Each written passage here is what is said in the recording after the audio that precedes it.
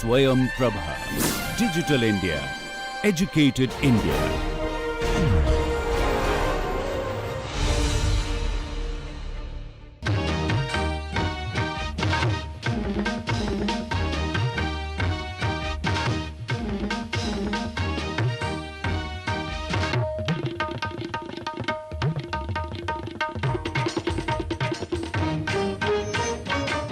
Introduction to Research Integrity, lecture number 11. Now, slowly in research methodology, we are progressing towards what are the do's and what are the don'ts, especially when it comes to ethical practices. And in this lecture, we will be talking what is necessary to maintain a research integrity. Code of ethics.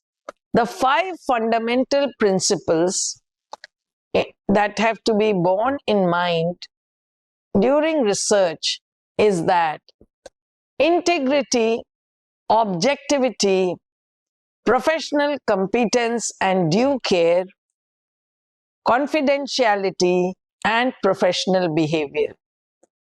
If we do not maintain these code of ethics, we can land up in serious problem. And what it means by serious problem is that, see, we have to do everything in the righteous manner. Even as a social person, in a family, we behave in a particular allowed manner with the family members. Just like that, even in research, there are certain unspoken law, the code of conduct, and we are talking about those code of conduct which is called code of ethics in the area of research. Integrity, objectivity, professional competence and due care. We may have, not very good relation with our laboratory mates, but there should be a working relationship. And whatever I am doing correctly. That confidentiality should be maintained. There should be professional behavior. The personal biasnesses, there is no scope for that in professional field when we are working in a laboratory in research group. So what it means is that we have to be very, very careful about how we conduct our research and how we are conducting ourselves in the research laboratory, in that research atmosphere. Responsible conduct of research or research ethics. Introduction, moral foundation of research. Main area of focus in research integrity is research misconduct, falsification, fabrication, and plagiarism. Collaboration issues, authorship, data ownership, and management. Peer review, conflict of interest or obligation. Complicity and funding sources. Animal subject research, human subject research, and conclusion. So these are the various topics that needs to be addressed and understood. I will go one by one so that it becomes easier for you to understand what we are talking about. The introduction will just talk about what is research ethics. Then there has to be a morality factor when we are doing research. We cannot take anybody else's idea and claim it to be our own idea. We can't write anybody's research sentences in our papers saying that it is our written paper, that is plagiarism. So any kind of stealing of idea or sentences or results is really not allowed and is considered as research misconduct. So any kind of falsification, you have not done any experiment but you have fabricated some result, or that is fabrication. If you have got 10% yield and you are writing in the paper as 50% yield, even all that is falsification. And of course, I have given several examples of plagiarism. Then comes collaboration issues. 4 people have contributed in that paper, and you are sending that paper just with your author name, and you have neglected the other 3 people's name. That is not correct. If suppose somebody has contributed in interpreting your data, then that data ownership and management also should be taken care of. Then in the peer review, they clearly ask, when it is sent for review, do you have any conflict of interest with anybody? Then they will not send to that person. Then sometimes funding sources are not mentioned. After all, when fundings are received from government, the government in return just wants an acknowledgement. Like if suppose I have got funding from Department of Science and Technology, DST, or from Department of Biotechnology, DBT, I will have to, at least acknowledge them and their contributions very carefully. Otherwise, it is of not a good idea that I am not mentioning their funding source. After all, the money that was available for doing the research was actually contributed by those funding agencies. Then, if any animal subject research has been done, there are certain norms which we have to be followed, and so on. And then comes the conclusion. Research ethics encompasses the rules, principles, and standards that guide researchers in conducting studies responsibly, ensuring integrity, respect for participants, and adherence to human rights.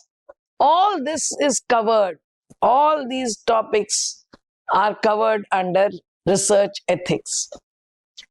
It is crucial aspect of a research process, helping to maintain trust, protect participants' rights, and ensure the validity of research finding. So it covers the entire spectrum of the areas of trust, the rights of the participants, and the results that you have published, their validity. Informed consent. Researchers must obtain informed consent from participants, ensuring they understand the nature of the study, potential risk and benefits, and their right to withdraw at any time. So you understand that this is a very serious matter. Anytime the right to withdraw can be done. So unless you take an consent from the authorities for doing a certain research, and what are the potential risks, you have to mention. What is the nature of the study, you have to mention. Confidentiality and anonymity. Protecting the privacy of the participants by keeping their data confidential, and if possible, anonymizing it, is a fundamental ethical principle.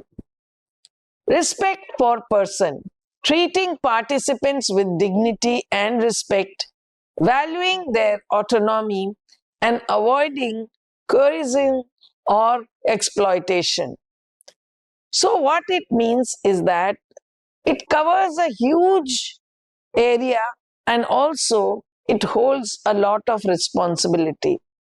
It is not that I can do research in any and every way. I don't care about my research authors. I don't care about my guide. I don't put his name. I just put with my name. These are things not to be done because they are strict rules to be followed, and research ethics is something that has to be understood very, very clearly at the very beginning when a researcher starts his journey. Risk minimization.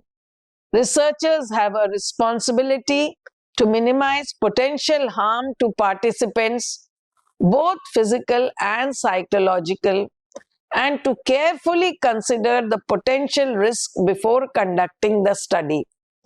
Integrity and scientific honesty. We have to do everything very honestly. We have to be honest to ourselves, not to the world. If we are honest to ourselves, we are honest to the world as well. Ensuring the accuracy, honesty, transparency of research data and finding. Just now I said no fabrication, no falsification, no plagiarism, because that is not a responsible way of writing any scientific data with scientific honesty. Fairness and justice. Ensuring that the benefits and burdens of research are distributed fairly and that marginalized groups are not unfairly excluded or exploited. So one has to do a great responsible behavioral attitude. One has to keep that in mind in order to, because it's a big responsibility, it's a burden that you have to do everything in the most righteous manner. Beneficence and non-maleficence, aiming to benefit participants and society while minimizing the harm. So, research ethics were written down primarily to avoid many controversial situations. As and when people started doing, new problems started arising, and then a solution was drawn that these are the do's and these are the don'ts. So, what we are discussing now is that how we should conduct ourselves as a research scholar. What are the things that we should do? What are the things that we should not do? And that is why it is important to understand research ethics very carefully. Avoid bias. Researchers should strive to avoid bias in their research design, data collection, and analysis. Transparency and openness. Sharing data, results, and methods openly while respecting intellectual property rights. So, there should be complete transparency and openness. Respect for intellectual property, giving credit where credit is due, and avoiding plagiarism. So, if you have to mention somebody's work, either you put it under quote unquote and give a reference for that, or you paraphrase it and write it in a manner which will at least not create any ambiguity, which will not create any biasness, or anyway it will not show that you are trying to discourage their contribution. Respect the intellectual property, giving credit with credit is due wherever credit is due, and avoiding plagiarism. responsible use of resources, ensuring that research resources are used responsibly and ethically. So, ethics becomes now very, very prominent, and it is under the vigilance or surveillance, I should say, that everything should be done in the proper manner when it comes to research and research methodology. Scientific misconduct. Identifying and preventing scientific misconduct such as fabrication, falsification, or misinterpretation of the data. All this is serious, issues. They have not to be taken lightly. If you are a good researcher, you have to follow the code of conduct of research ethics very, very strictly, honestly, with full transparency and with full, seriousness. Now, this particular slide I have borrowed or sourced from Inago Academy. Reasons why research ethics matter. Will let us understand. Protecting participants' safety. First and the foremost thing is that the participants' safety is of utmost importance. Maintaining scientific integrity. That means you are doing everything according to what you are supposed to be doing. You are not doing anything which is hanky-panky. Upholding human rights and dignity. Ensuring social responsibility. Building trust in research and institution, and complying with legal and regulatory compliance. So you understand that these are the reasons why you have to follow research ethics, and this is why research ethics matter a lot, hugely, for a research scholar for conducting the code of conduct very efficiently and correctly.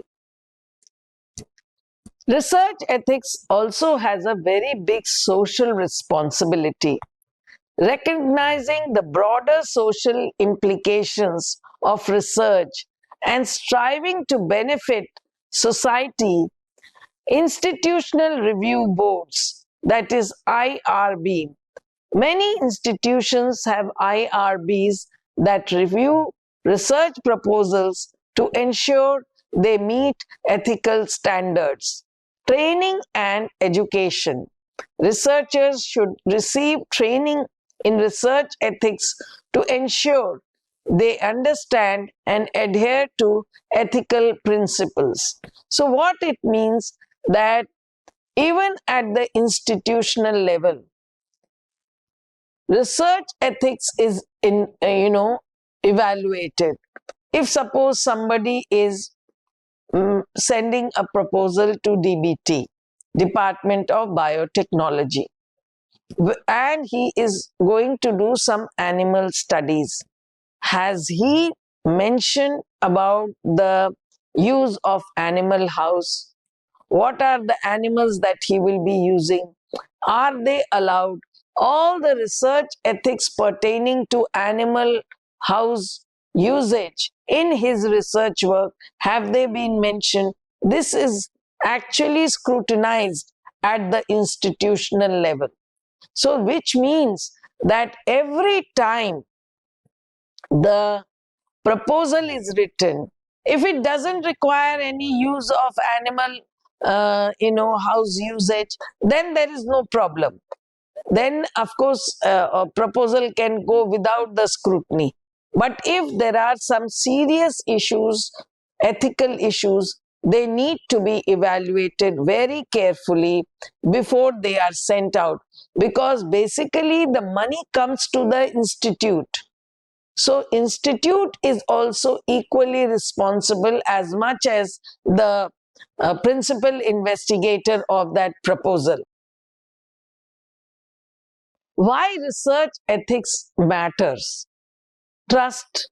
Ethical research builds trust between researchers, participants, and the wider public.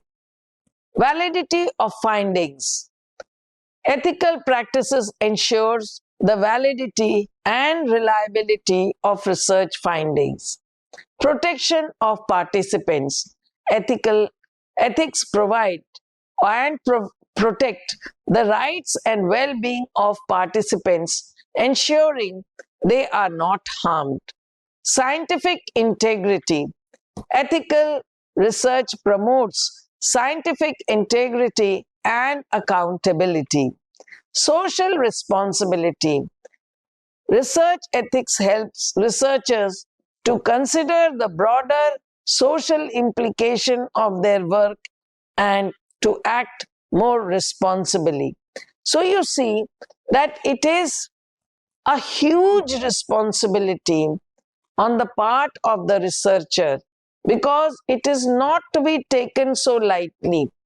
Every person, every researcher has to follow those norms. Only then it can be said that he has followed all the research ethics in the most efficient manner. Who does not follow research ethics and why?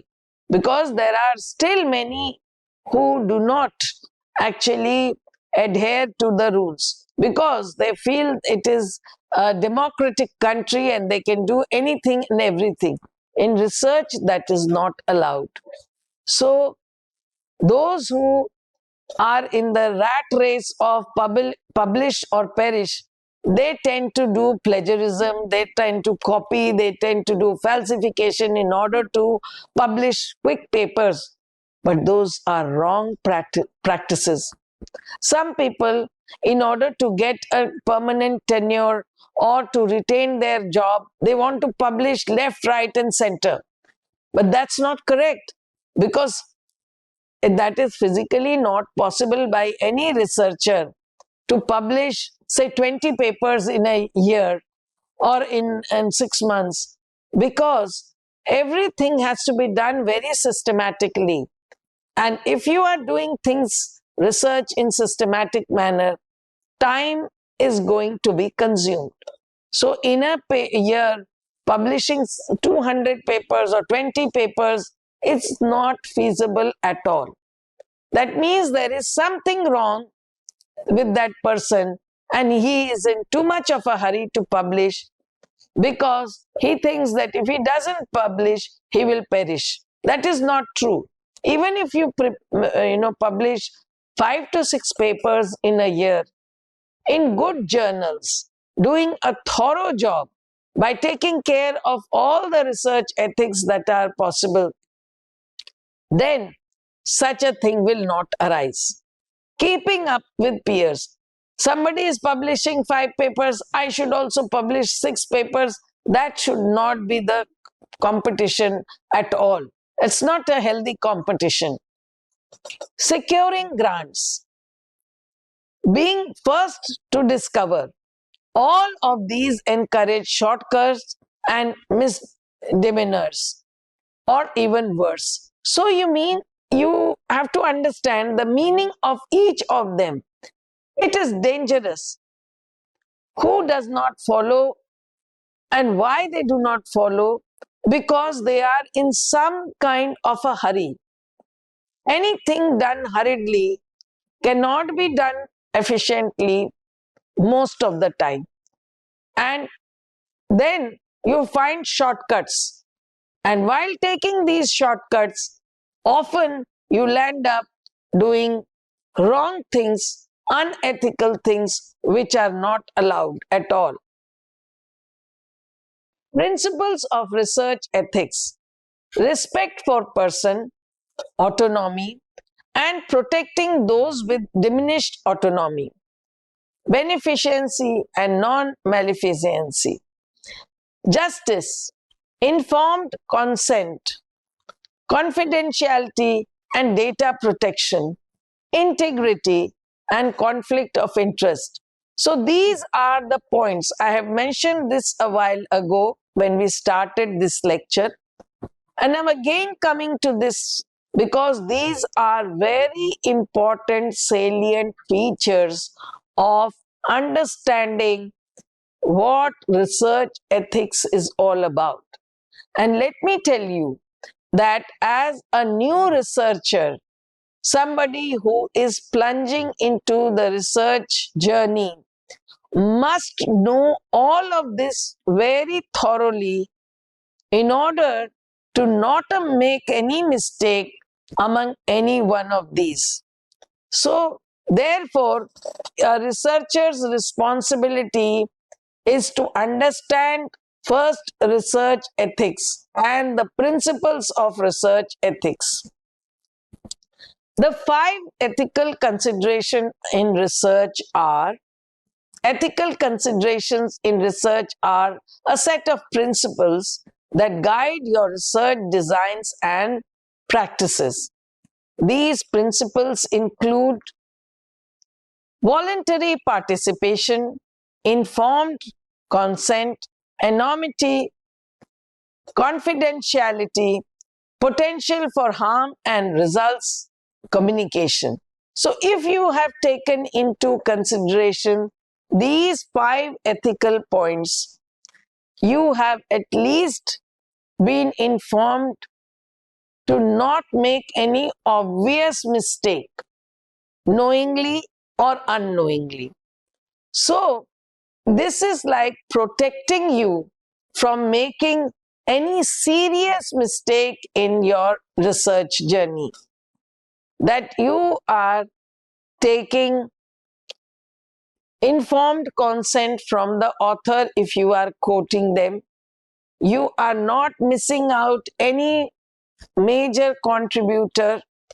You are doing no harm to the animal or human in your research process. You have taken the due permissions that are required from the institutional level, and what results you are communicating are your honest, right, results, and no falsification, fabrication, or plagiarism has been done in your research paper or research work.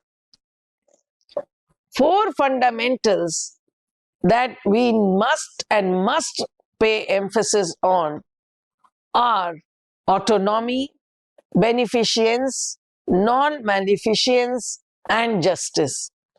These principles provide a framework for making ethical decisions in various fields, especially healthcare.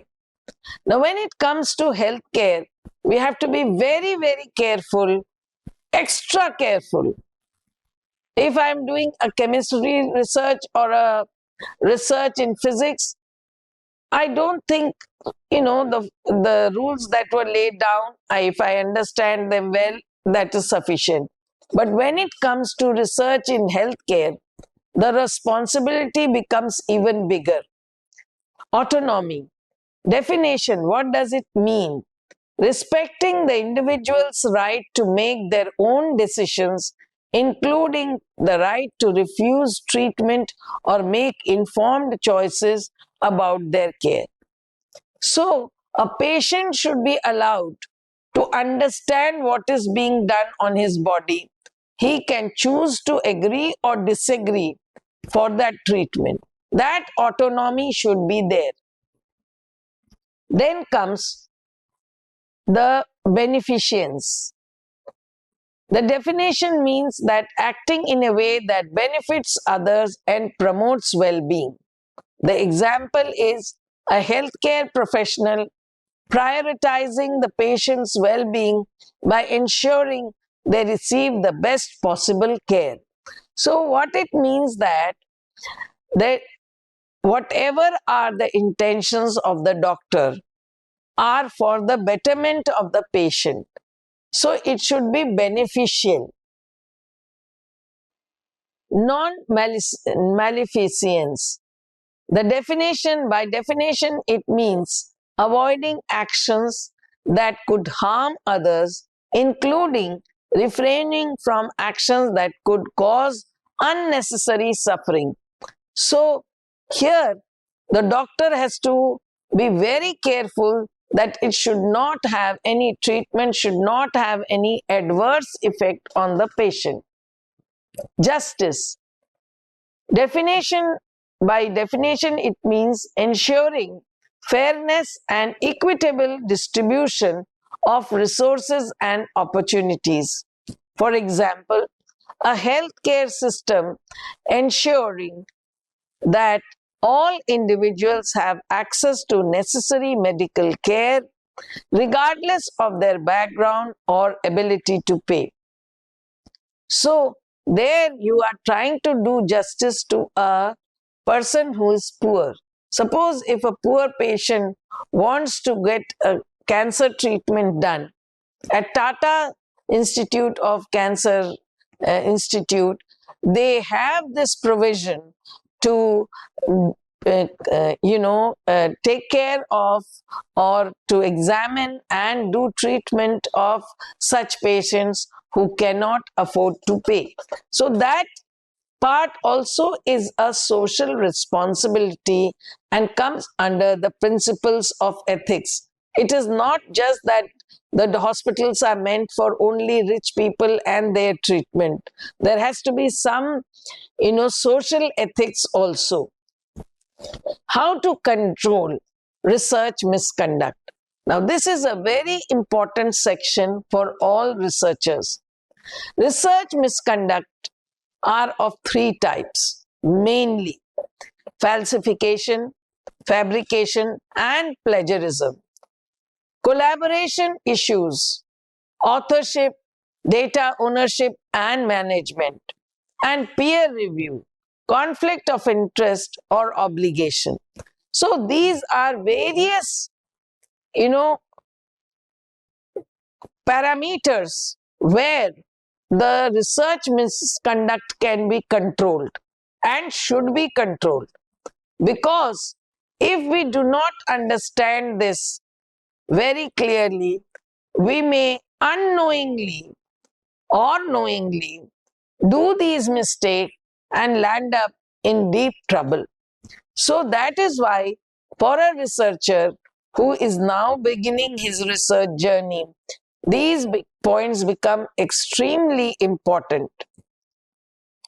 Research misconduct means fabrication, falsification, or plagiarism in proposing or performing research funded by funding agencies, reviewing research proposals submitted to funding agency, or in reporting research results funded by funding agency. Fabrication means making up data or results and recording or reporting them. So you are just fabricating. You have not done any research. You are just cooking up some results and writing it and reporting it. Falsification means manipulating research material, equipment, or processes, or changing or omitting data or results such that the research is not accurately represented in the research record.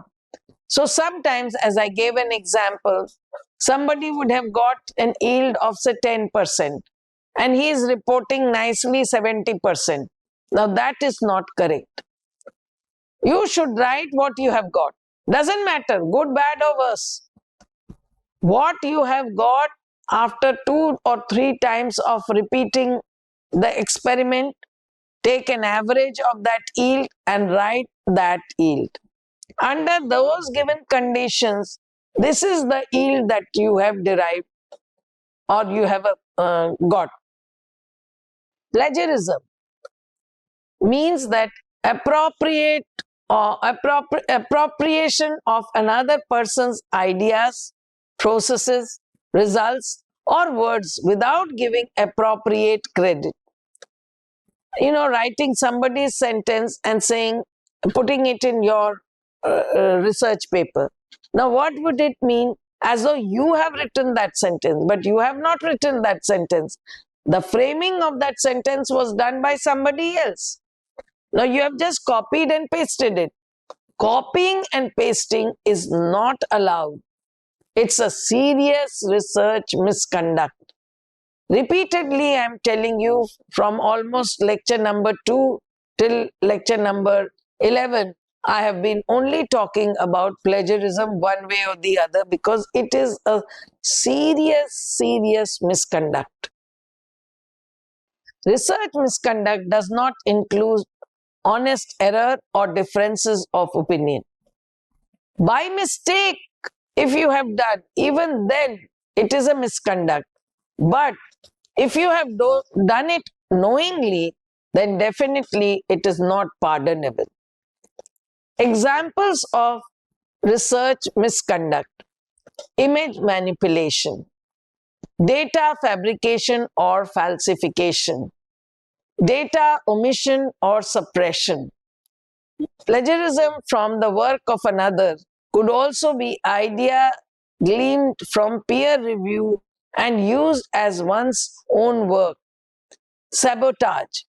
And many such examples. You will see that many journals have retracted many articles based on this serious problem of plagiarism. And you can see that how many papers have been retracted in the website www.retractionwatch.com. You'll see that many papers have been retracted, means withdrawn, because they have been found that plagiarism was practiced. So whether it is, you are modifying the IR or the NMR spectrum by redrawing it on, say, ChemDraw or any other such tool, that is not allowed, because you are doing something which is unethical. Whatever spectra you have got, only thing is baseline noise you can remove. Sometimes in some very sensitive instrument, there is a lot of baseline, perturbation. Those can be drawn as single line. That is not a problem. But you can't change the peaks. You can't introduce new peaks where there were no peaks. So that is something which is to be avoided, and that is a kind of plagiarism or falsification or image manipulation. So this is what it means when we are talking about the research misconduct. Sometimes there are collaboration issues. What kind of research ethic issues can you think of that might stem from collaboration? One of them, of course, is authorship, intellectual property, rigor with which the experiment is conducted, good record keeping, and accurate calculation. I'll give you an example that 3 people were working on one problem in a research group. When the work got completed, one smart fellow started writing the paper, and quietly he took the data from the other 2 and wrote up the paper and sent that paper for publication without putting their names. Now that is something ethically wrong. If there are collaborators, all the names should be, authorship should be given to all the researchers. Similarly, if it is an intellectual property, that means the idea was yours or somebody else's, that mileage should be given to that person or to yourself.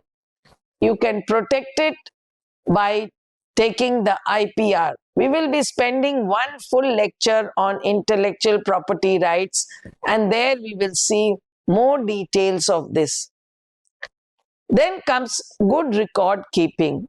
If you have recorded your results, it is for your benefit with date. So if somebody in some other part of the world is also doing research, but he did it at a later stage, When these legal matters come about the ownership business, then you can show that your records show that you had done in 2024 and he is doing in 2026, which means that your work was done earlier. So these kind of things also help if there are legal issues in the process of research. Collaboration issues, giving authorship credits, are as important as what we understand them to be.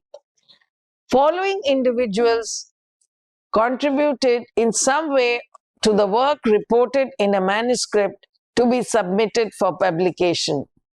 A lab chief or a program director, technician, postdoctoral fellow, if they have contributed in either designing the experiment or helping in analysis and interpretation, their name should be there in that authorship or part of the paper.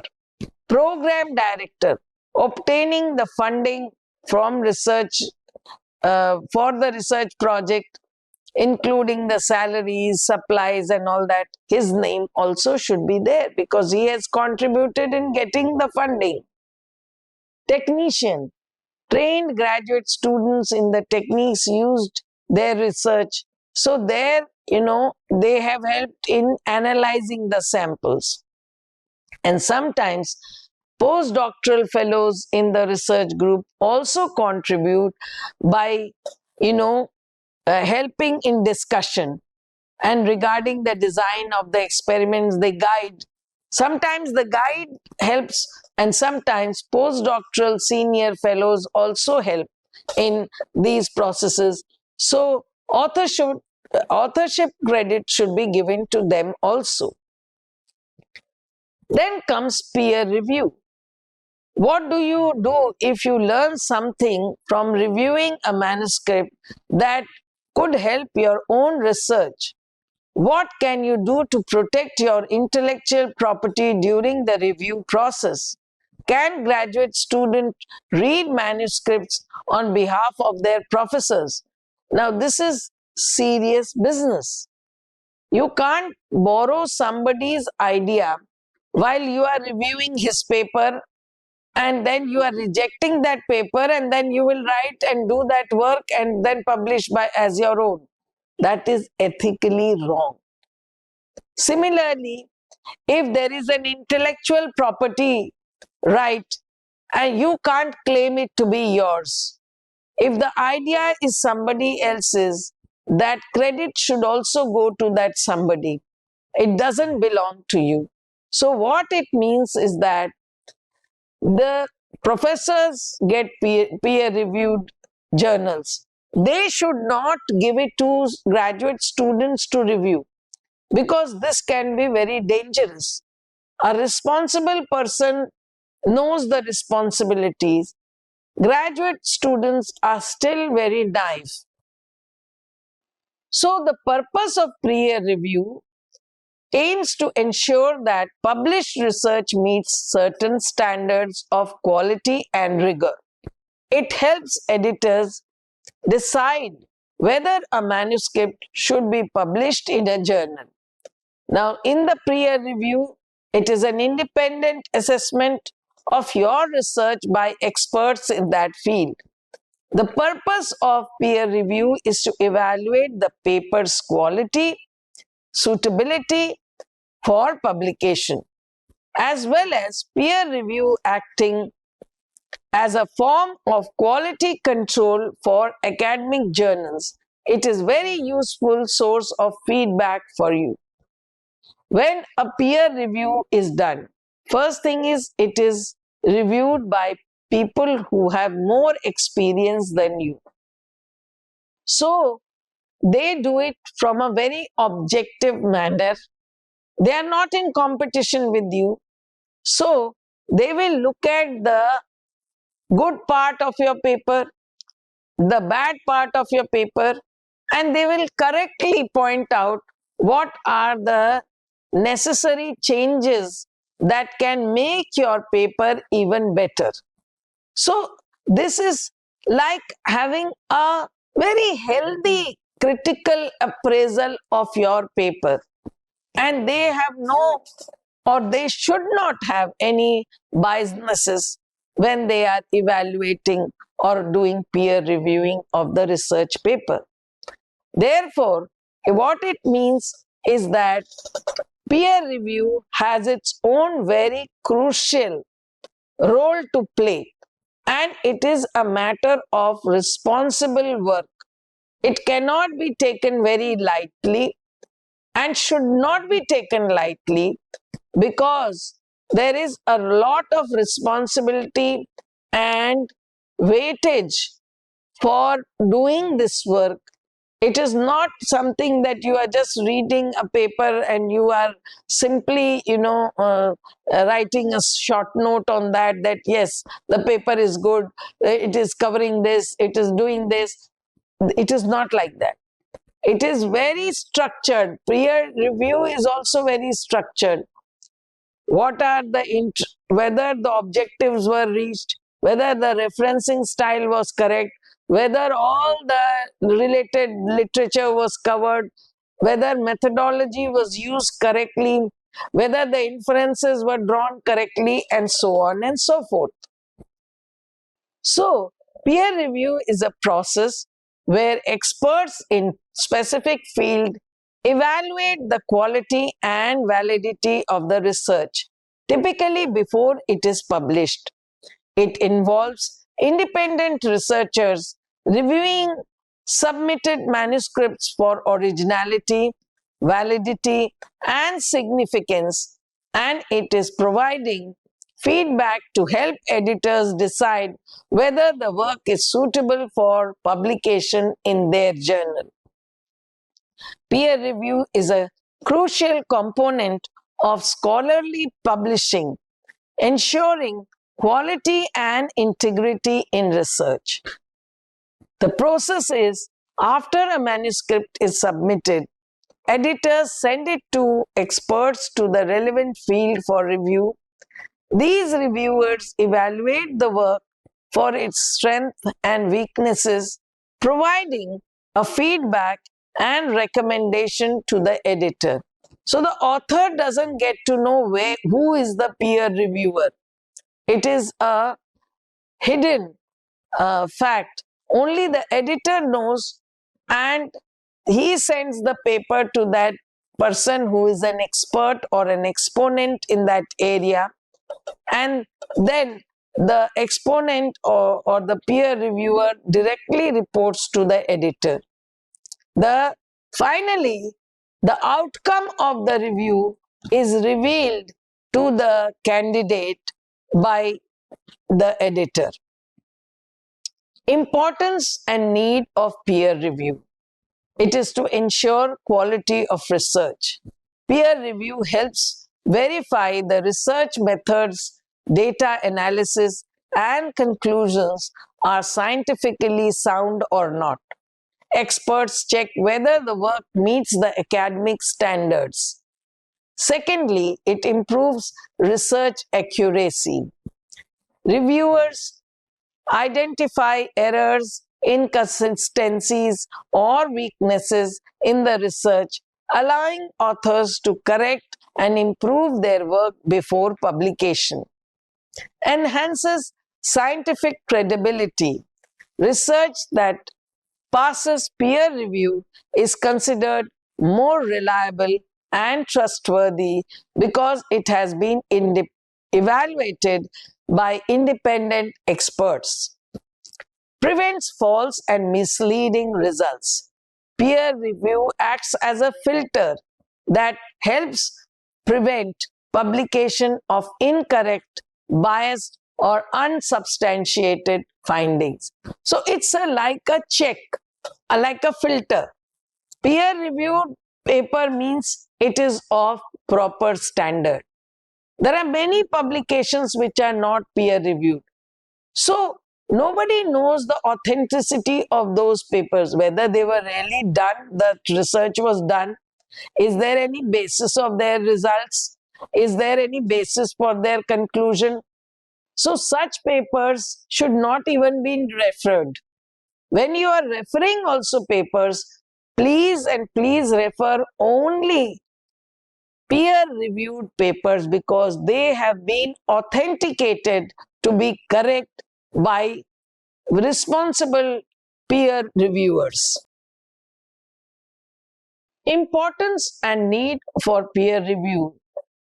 It improves the research presentation. Reviewers often suggest improvements in the structure, clarity, literature review, and interpretation of the results, making the research more understandable and more presentable. Encourage ethical research practices. The process helps detect plagiarism, unethical experiments, or manipulation of the data, maintaining research integrity. Contributes to advancement of knowledge by ensuring that only high quality and validated research is published. Peer review supports the progress of science and scholarship. Builds academic reputation. For researchers and scholars, publishing in peer-reviewed journal increases professional credibility and academic recognition. So in all instances, having a peer review done is a win-win situation for the research scholar. Types of peer review. This slide I have sourced from PLOS. There could be many types of peer review. One, of course, I mentioned that, it is a paper is submitted by the scholar, research scholar, and it is sent to the editor. The editor then sends it to a known person. But it can also be sent to anonymous, where, the name of the author who is writing the paper is hidden. It could also be that it is signed. Reviewers sign their comments and they send. So and so person has actually reviewed. It could be collaborative also. It could be portable also. It could be published also. Or it could be post-publication peer review also. So there are many, but normally the first two are the ones which are actually practiced in a bigger way. Peer review, the reviewers actually are typically independent researchers with expertise in the same field as the authors. They assess the work for validity, originality, and significance, among other criteria. There is a lot of benefit. Peer review helps to improve the quality of published research and ensure that it meets certain standards. It also provides feedback to authors, allowing them to revise and improve their work. Limitation. Peer reviews is not a perfect system, and it has some limitation, such as a potential for bias or delay. It is also possible that invalid research may still be published despite peer review. So it's not completely foolproof, but it is definitely having many advantages. So there are different types of peer review which we saw, but the most common one are single blind. That means the reviewers know the authors but not the vice versa. Double blind, that is neither the reviewers nor authors know each other. Only the editor knows either of them, and that's how, or both of them, I should say. Open peer review, where the reviewers are known to the author and the editor both. So this is some of the features of peer reviewing and peer review process. So common types of peer reviews are single anonymized, double anonymized, and open peer review, which I just mentioned a while ago. peer reviewing can also be called as refereed or scholarly. So if you see any journal which is having refereed journals, refereed papers, that means it has gone through peer review. It is a process where experts in the field evaluate the work of others to ensure quality and rigor, often used in academic publication and software development. It can also be referred to a technical review or peer inspection. You can call it inspection, but normally when it is research papers, we call it peer review. So you see that how important it is for making the world understand that your work is very authentic and is very important. The peer reviewing or sending it for peer reviewing is very, very important as well as essential. Conflict of interest.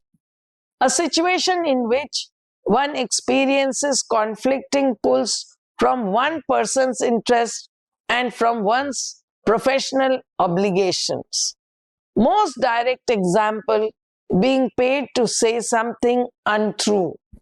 Indirect example, knowing that if you say something positive about a company that gave you a grant, you may be more likely to get a grant from them again in future. Another indirect example could be a funding agency may stipulate that they have the right to decide whether you can publish your findings or may delay publications. Ghostwriting and ghost management in the medical literature is a rampant and raises these questions.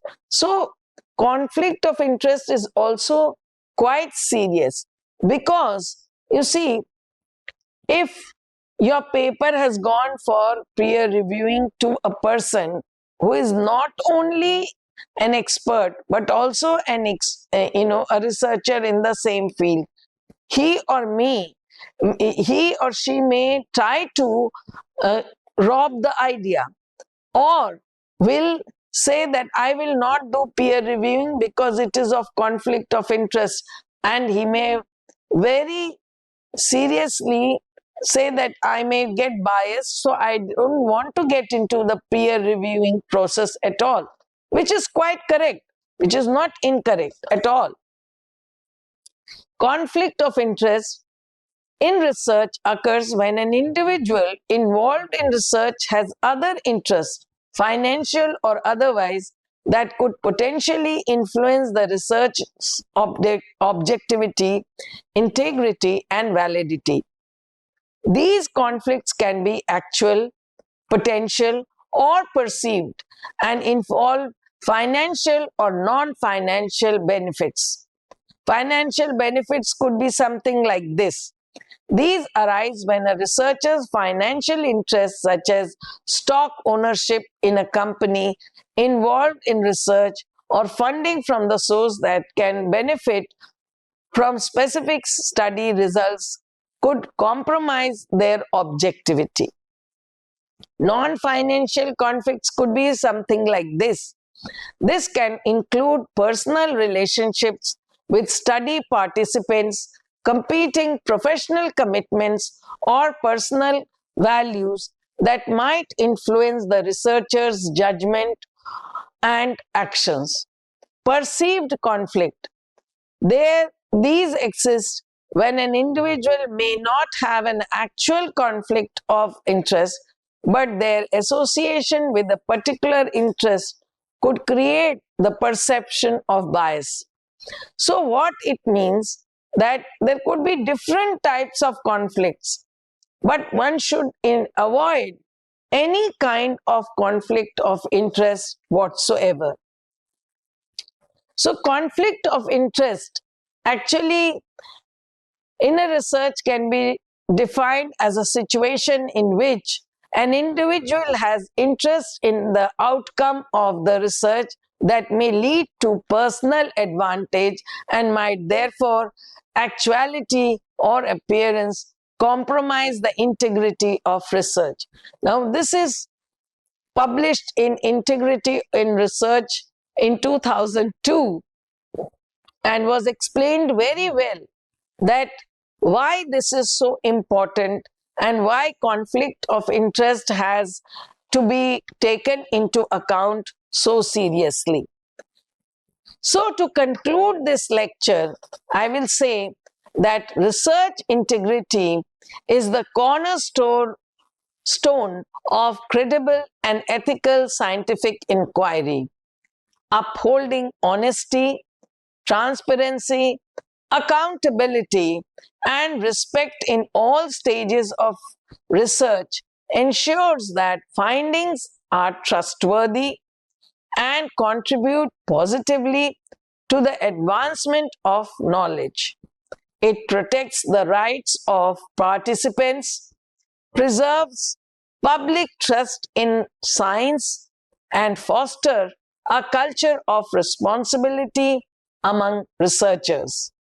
Ultimately, maintaining high standards of research integrity, it is essential not only for the individual researchers but for the scientific community and society as a whole to follow the research integrity norms.